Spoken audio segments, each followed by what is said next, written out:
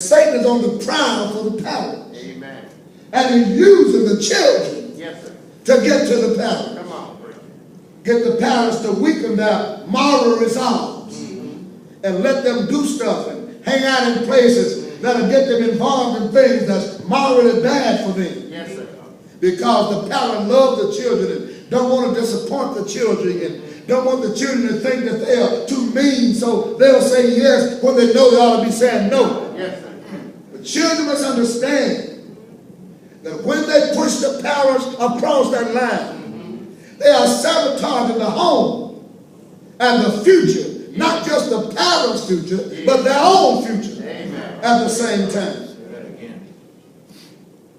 So parents are the target of Satan.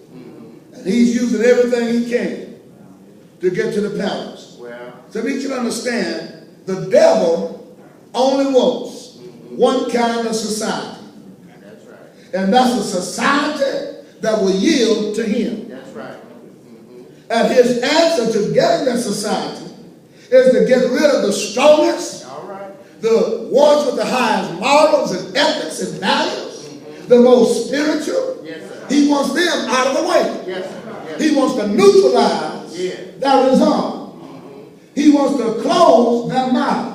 He wants to quiet their deliberations so they will not be heard. So he can leave the family as prey for the devil. And he's using children to help the parents abandon the values that have kept the family going for so long. Amen. And the children don't know he's using them. They listen to the voices of friends who tell them, we can do this and we can do that. That's right. That's right. What kind of parents do you have? Well, Instead of saying, I have godly Christian parents, yes, sir. the children are stepping in and joining the bandwagon. And on the other side of the pendulum, he's trying to destroy the hope of the children by selling the parents a false idea that your children are worthless and they're not going to account for very much. And because they get in trouble sometimes, they're not worth being concerned with and bothered with and don't put any energy and any effort and don't spend any time and any money on them because what they're doing isn't worth it. Yes, sir. Come on. But that's the devil's way of getting the children and the parents out of the way. All right. All right. As long as your child loves you enough to want you in their life, Yeah. they're worth whatever you can do to save them. Amen. Amen. As long as your parents love you enough to want you in their life, Yeah. it's worth you doing everything you can to save that parent and be with that parent. Amen. Don't listen to this hogwash the world is selling. These television shows where children are suing their parents for a divorce from the parents so they can be free to do what they want to do. Well, What Paul reveals is when the spiritual standards are abandoned, there is no stopping point yes, sir. as what Satan will do in the lives of people. Amen. Parents, hold our children close. Children, hold your parents close. Two things at work. There's an upward progression of digression where children bring in corruption and feed it to the parents who buy into it and go astray to forget God. Well,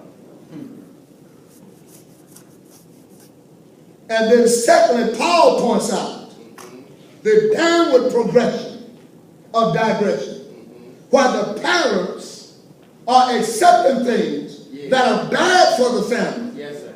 and feeding it to the family. And the devil wants to destroy the generation of Christianity. How can the devil destroy the generation of Christianity? Come on.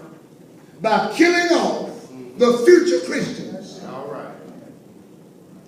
He's not going to stop the hardcore Christians whose total lives are wrapped up in God. Yeah.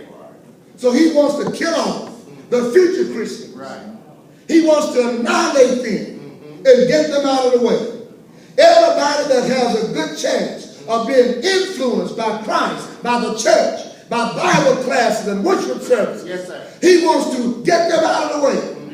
He wants to end that influence over them. So they will abandon the church, abandon God, and abandon their own hopes. Let me show you a classic example of what I'm talking about. Come on. And how Satan has operated through the ages. In the book of Exodus, the Bible says that Jochebed had a son. That's right. That's right. By the name of Moses. And about the time that Moses was born, Pharaoh had sent out a decree. Yeah. And the decree was to kill all of the boy babies That's right. that was born to the Hebrew families from 2 years and down. That's right. So that, and what was Pharaoh trying to do? Pharaoh saw that the population of the Israelites was growing. Come on, preacher. And he became afraid that if they will continue to grow, they would be in position to overthrow him. That's right. So in order to spare and save himself, he decided to destroy them. That's right. But he couldn't just destroy all the people that was working for him.